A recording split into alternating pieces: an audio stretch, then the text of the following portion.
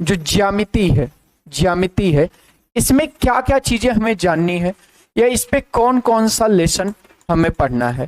तो देखिएगा इस ज्योमेट्री में टोटल आपको 4 लेसन पढ़ने हैं। लेसन नंबर 1 वर्ग, आयत और त्रिभुज। क्या क्या पढ़ना है? वर्ग, आयत और त्रिभुज क्या होता है, इसका क्षेत्रफल क्या होता है, इसका फार्मूला क्या होता है, इसका परिमाप क्या होता है। सबसे पहला ये चैप्टर पढ़ना है। दूसरा आपको जानना है कि सर्वांग समता क्या होती है, सर्वांग समता क्या होती है और समरूपता क्या होती है। ठीक है, दूसरा चैप्टर क्या है? सर्वांग समता और समरूपता।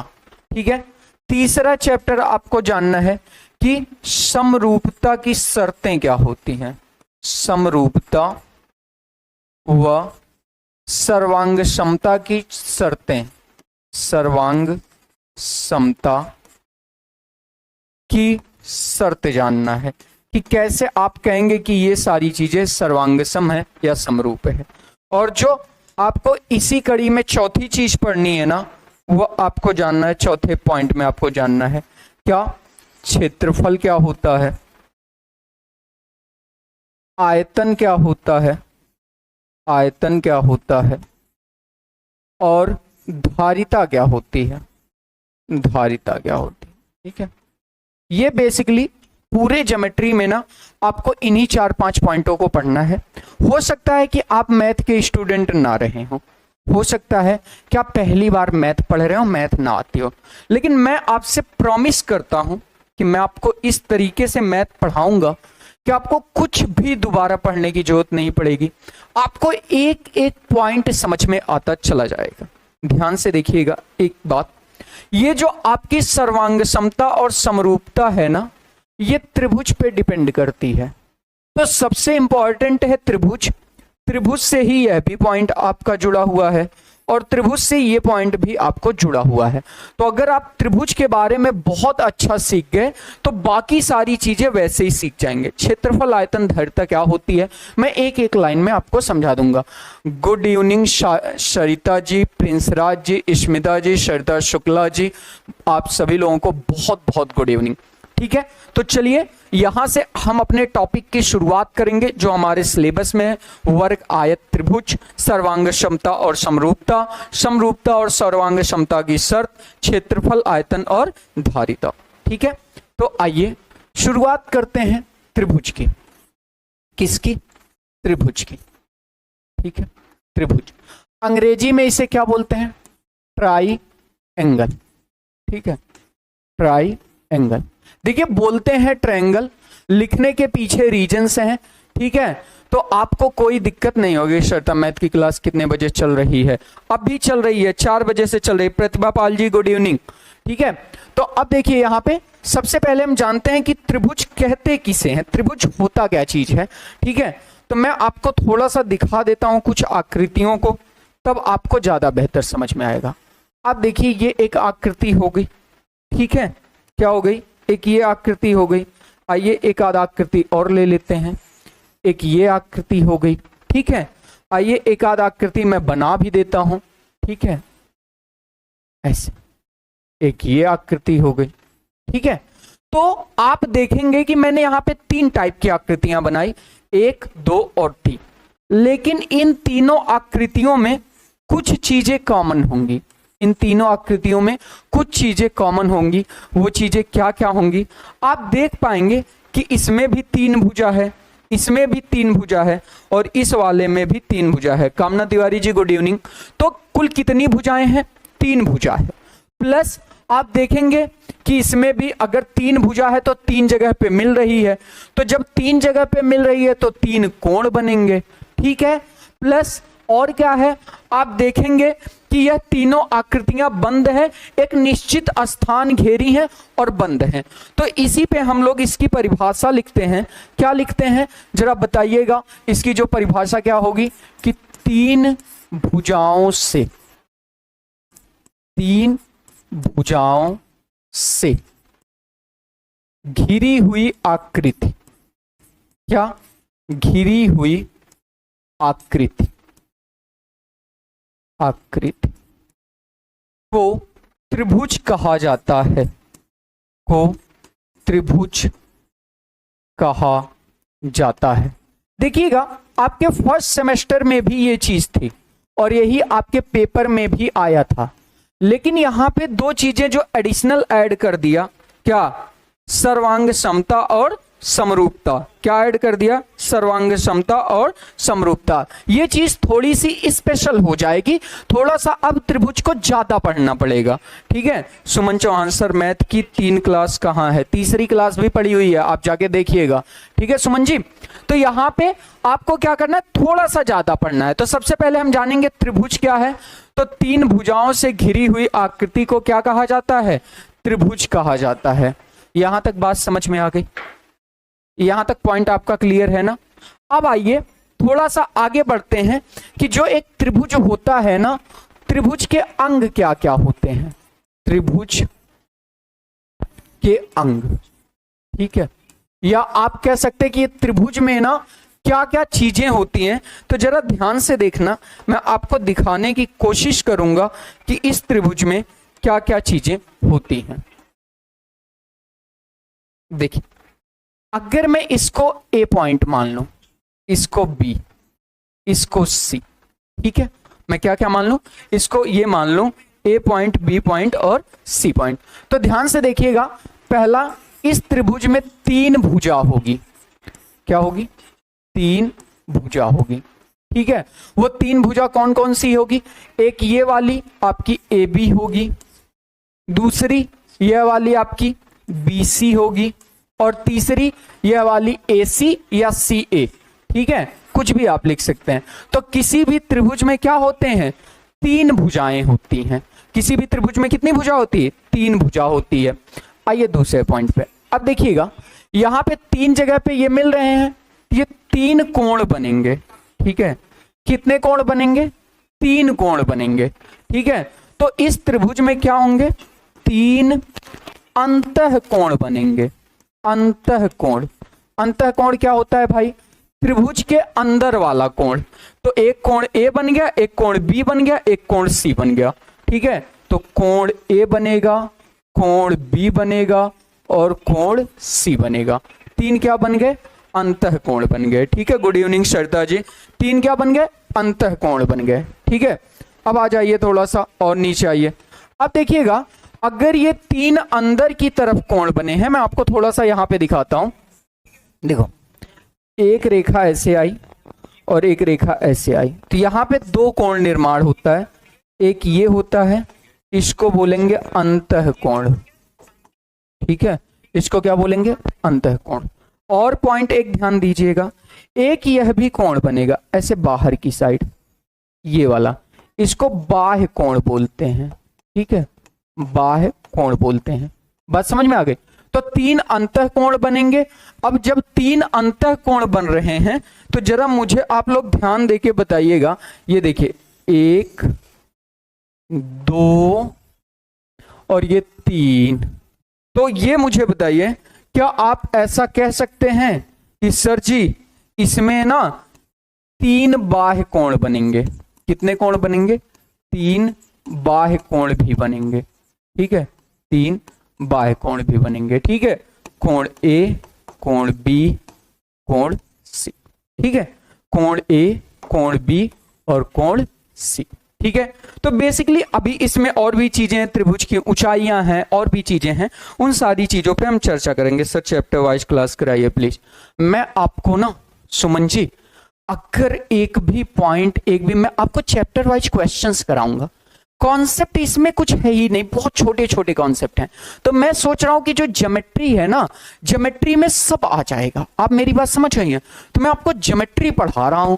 आपका अगर कोई भी कॉन्सेप्ट किसी भी बच्चे का छूट गया ना, तो शैलेश क्लासेस को ब्लेम करेगा कि हम शैलेश क्लासेस से बैच लिए थे, हमारा ये छूट गया, या हम ये क्वेश्चन नहीं कर पा रहे हैं। आप भरोसा रखिए हम पे।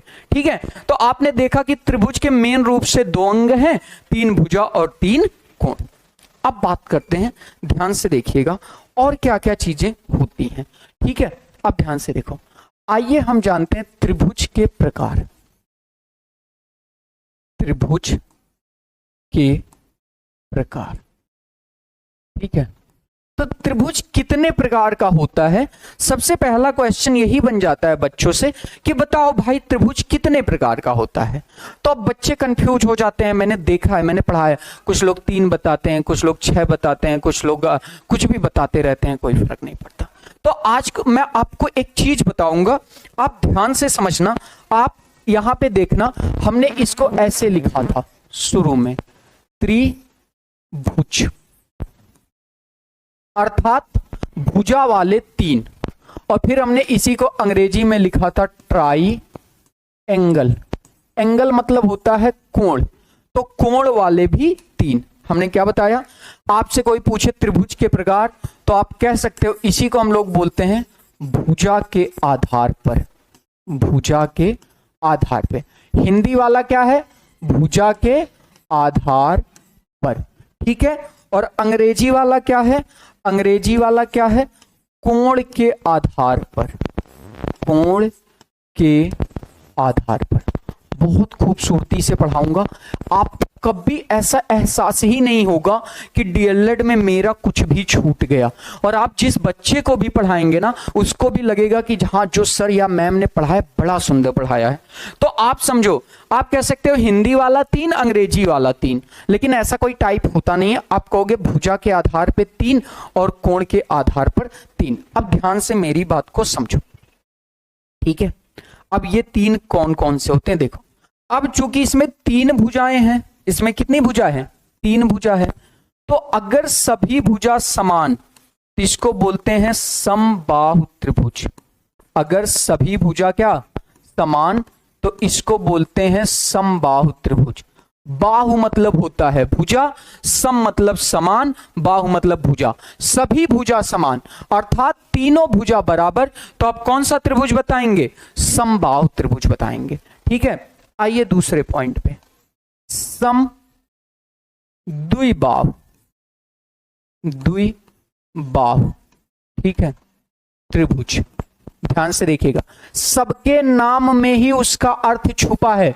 ध्यान से देखिएगा, मुझसे बार बार गर्ल्स कहती हैं सर हमें मैथ नहीं आती, ठीक है, और आप बेसिक से पढ़ाइएगा। भाई मैं इतना बेसिक पढ़ाऊंगा, इतना बेसिक पढ़ाऊंगा कि उससे ज्यादा बेसिक कुछ होगा ही नहीं, और तुम घर बैठे रहो। तुमको ये कभी एहसास ही नहीं होगा कि शैलेश सर हमें ऑनलाइन पढ़ाए हैं। आपको लगेगा कि मैं आके आपके सामने बोल रहा हूं। ध्यान से देखो, सम मतलब समान, बाहु मतलब भुजा, त्रिभुज। समबाहु, सभी भुजा समान, वो समबाहु त्रिभुज। सम द्विबाहु, सम मतलब समान, द्वि मतलब 2।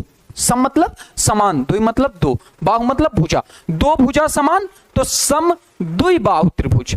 और तीसरा ध्यान से देखो, विषम बाहु।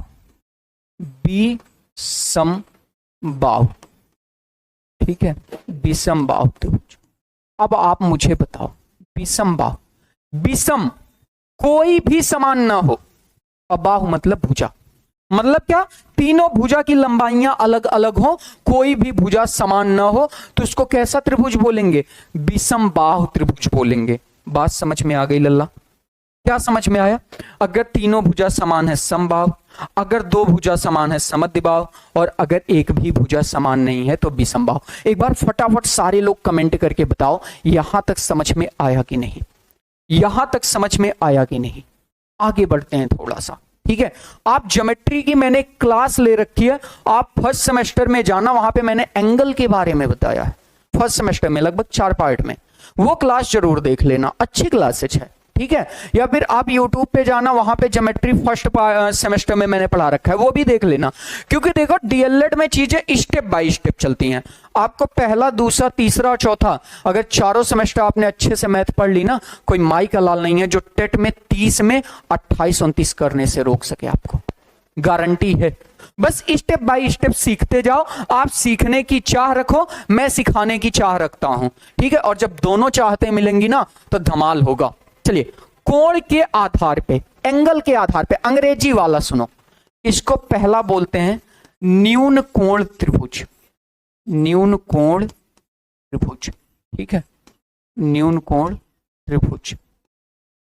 अब आप कहोगे सर न्यून कोण त्रिभुज क्या होता है? ध्यान से सुनो, यहां पे मैंने क्या बताया आपको कि कोई भी त्रिभुज बनेगा तो उसमें 3 अंतःकोण होंगे। क्या होंगे? 3 अंतःकोण होंगे। ठीक है, अब यहां पे मैं आपको थोड़ा सा एक पॉइंट समझा देता हूं कोण के बारे में, उसके बाद मैं आपको बताऊंगा यहां से थोड़ा सा। ठीक है, देखो कोण के बारे में थोड़ा सा जान लो, कोण क्या होता है, ठीक है, एंगल क्या होता है, ताकि आपको न्यून कोण, सम कोण, अधिक कोण में दिक्कत ना हो। ठीक है, जब दो रेखाएं, दो किरणें, दो रेखाखंड मिलते हैं ना, ठीक है, तो उनके बीच एक झुकाव पैदा होता है या कभी कभी झुकाव नहीं भी पैदा होता है। तो जहां पे वो मिलते हैं ना, उस स्थान पे एक कोण बनता है। तो हम इसी को कहते हैं कि दो रेखाखंडों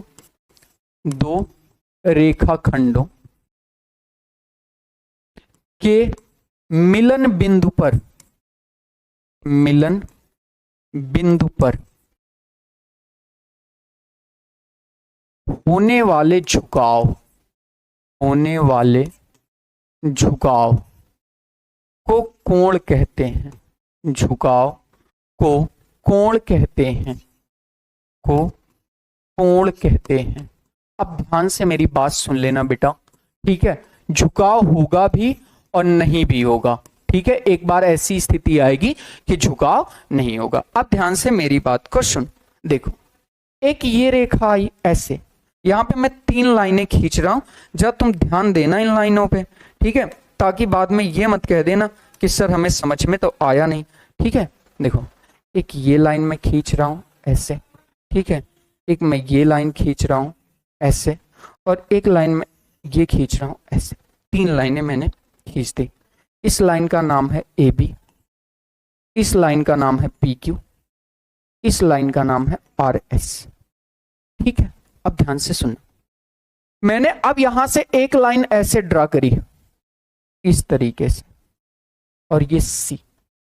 तो ये वाला जो झुकाव में अंदर आया ना, हमेशा अंतःकोण नापते हैं थीटा। इस अंतःकोण को एक नाम देते हैं थीटा, आप कुछ भी दे सकते हो, कोई दिक्कत नहीं है। त्रिभुज के मुख्य रूप से कितने अंग हैं सर? 2 अंग हैं, कोण और भुजा। ठीक है, 2 अंग हैं, कोण और भुजा। क्लियर? तो अब ध्यान से सुनो, ये कोण क्या है? यहां पे बना थीटा। ठीक है, अब यहां पे देखो, अगर हम यहां से एक रेखा ऐसे यहां से एक रेखा खींच दें ऐसे, और इस रेखा को नाम दे दें R, तो यहां पे एंगल बना थीटा। और यहां से एक रेखा ऐसे खींच दें ऐसे, ठीक है, और यहां पे एंगल बना थीटा। ठीक है, यहां पे T, मैंने यहां पे 3 रेखाएं खींची। अब कंडीशन समझा रहा हूं, ध्यान से सुन। अगर ये जो थीटा है ना, ये जो थीटा है, ये बड़ा हो जाए 0 से, 0 अंश। देखो जिधर मुंह खुला होता है उसको हम लोग बड़ा बोलते हैं, जिधर मुंह खुला होता है उसको हम लोग बड़ा बोलते हैं। तो अगर ये थीटा किससे हो जाए? बड़ा हो जाए 0 से, और छोटा हो जाए 90 से, और 90 अंश से क्या हो? छोटा हो। आपका यह जो कोण है, यह 0 अंश से बड़ा हो, 90 अंश से छोटा हो, तो इसे न्यून कोण कहते हैं। क्या कहते हैं बेटा? न्यून कोण कहते हैं। बहुत ध्यान से एक एक पॉइंट सुन लेना, इतना बेहतरीन पढ़ाऊंगा। क्या मैंने पढ़ाया? कि यह जो कोण थीटा है, यह 0 अंश से बड़ा होना चाहिए और 90 अंश से छोटा होना चाहिए, तब क्या बनेगा? न्यून कोण। अब यहां पे देखो, ये थीटा है, अगर ये दिया गया थीटा कोण 90 अंश के बराबर हो जाए, किसके बराबर हो जाए? 90 अंश के बराबर हो जाए, तो यह कोण समकोण कहलाता है। क्या कहलाता है? समकोण कहलाता है। ठीक है, यह कोण क्या कहलाता है? समकोण कहलाता है। और अगर यही थीटा, ध्यान से समझो, अगर यही जो आपका क्या है, यही जो आपका क्या है? थीटा है, यह थीटा बड़ा हो जाए 90 अंश से और छोटा हो जाए 180 अंश से, 90 अंश से बड़ा हो और 180 अंश से छोटा हो, तो यह जो एंगल होता है ना, यह अधिक कोण कहलाता है। अधिक कोण कहलाता है। ठीक है, क्योंकि मैं आपको त्रिभुज पढ़ाने जा रहा हूं। सर सीरियल नंबर पढ़ाइए, मत परेशान होइए भाई, प्रतिभा जी मत परेशान होइए, ठीक है। आप मेरे ऊपर ट्रस्ट करते हैं ना, दैट इज फाइनल, ठीक है, परेशान मत होइए। अब यहां पे आप समझिए इस चीज को, मैंने आपको यहां पे 3 पॉइंट पढ़ाए, ठीक है। क्या क्या पढ़ाया? अगर यह कोण 0 से बड़ा 90 से छोटा है तो न्यून कोण, अगर यह कोण 90 के बराबर है तो समकोण, और अगर यह कोण 90 से बड़ा 180 अंश से छोटा है तो अधिक कोण कहलाता है। मुझे सिर्फ इतना बताओ, यह 3 बातें क्लियर हो गई? यह 3 बातें अगर क्लियर हो गई तो आ जाओ एग्जाम्पल उठाते हैं न्यून कोण का। आ जाओ एग्जाम्पल उठाते हैं न्यून कोण का। आ जाओ एग्जाम्पल उठाते हैं समकोण का। और आ जाओ एग्जाम्पल उठाते हैं अधिक कोण का, ठीक है। त्रिभुज तभी समझ में आएगा जब आपको कोण समझ आएगा, ठीक है। आप ना मैथ ऐसे पढ़ोगे ना कि कोई आपसे कुछ भी पूछेगा ना आप फाड़ दोगे, बस थोड़ी सी मेरे साथ मेहनत कर लो, ये बात हमेशा तुम ध्यान रखना। मैंने कहा न्यून कोण, समकोण, अधिक कोण। अब समझो हमने क्या बताया कि जो समकोण होगा वो 90 अंश के बराबर होगा, तो इसमें बस एक कोण आता है 90 अंश। थीटा का मान क्या होगा? 90 अंश के बराबर होगा, इससे ना कम ना इससे ज्यादा, इसी को बोलेंगे समकोण। अगर हम वही पूछे आपसे न्यून कोण, देखो आपने क्या लिखा था इसमें कि थीटा बराबर हो 90 अंश के। इसमें आपने लिखा था कि जो कोण आप थीटा मान रहे हो ये बड़ा हो 0 अंश से और छोटा हो 90 अंश से, बड़ा हो 0 अंश से और छोटा हो 90 अंश से। इसमें आपने लिखा कि आप जो ये थीटा मान रहे हो, थीटा क्या है? 2 रेखाओं या किरणों के बीच का झुकाव है, ठीक है। आपने लिखा कि यह बड़ा हो 90 अंश से और छोटा हो 180 अंश से। यही बात तो आपने लिखी थी। Very nice, very good. तो अब आइए इसके एग्जाम्पल मैं आपको दिखा दूं, ताकि बाद में आपको ये ना हो कि अरे सर कहां से पढ़ा दिए, हमको तो कुछ समझ में नहीं आ रहा है, ठीक है। तो जब इसमें लिख दिया कि थीटा बराबर 90, तो थीटा ना तो 90 से कम होगा और ना तो 90 से ज्यादा होगा।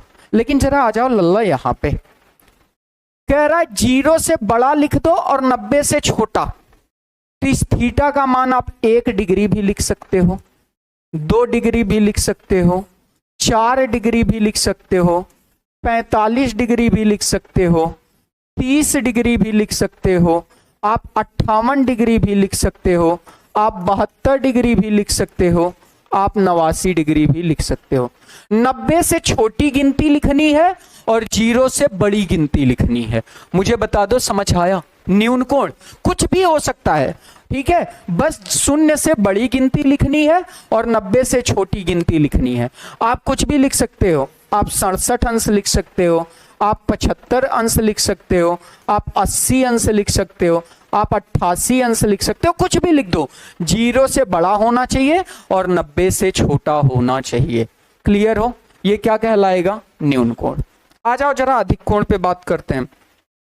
अब जरा आप लोग अपने मन से अधिक कोण पे जरा लिख के दिखाइए, तो मुझे कम से कम 4 मुझे एंगल बताइए। 90 से बड़ा लिख दो कोई गिनती और 180 से छोटी कोई गिनती लिखो, ठीक है। कम से कम बच्चों 4 गिनती लिख के दिखा दो, मैं मान लूंगा कि शैलेश ने ना एंगल समझा लिया आपको, ठीक है, क्योंकि त्रिभुज में यही 3 एंगल आपको पढ़ने हैं। तो कोई भी 4 एंगल आप मुझे अधिक कोण के सारे लोग लिख के दिखाइए, ठीक है।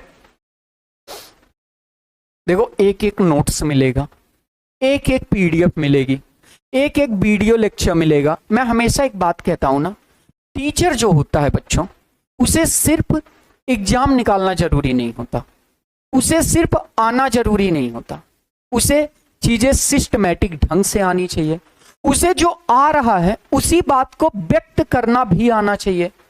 तो इसलिए ना जब आप टीचर बनते हैं ना, तो आपकी जिम्मेदारियां थोड़ी सी बड़ी हो जाती हैं। इस वजह से इसलिए मत पढ़िए कि आपका एग्जाम पास हो जाए, इसलिए पढ़िए कि कोई कह दे कि आप क्या कर रहे हैं और आप कहें बीटीसी कर रहे हैं, तो आपके अंदर एक वो कॉन्फिडेंस सोचना चाहिए कि पूछो तुम बीटीसी से क्या पूछोगे, मैं बताऊंगा।